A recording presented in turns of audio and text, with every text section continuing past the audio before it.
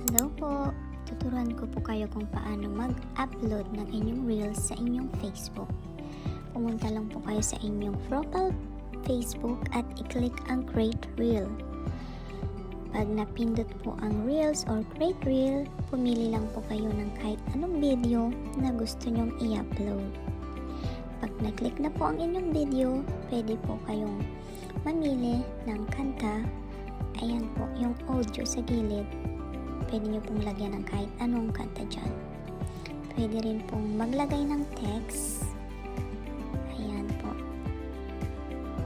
Marami pong mga design na kung anong gusto nyong design ng inyong text. Pagkatapos po, pwede rin po kayong maglagay ng mga stickers.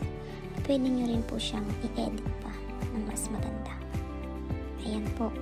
Pagkatapos po natin ma-edit ang inyong video, lagyan na po natin ang description title at pwede rin pong lagyan ng hashtag para marami pong followers at makakapanood.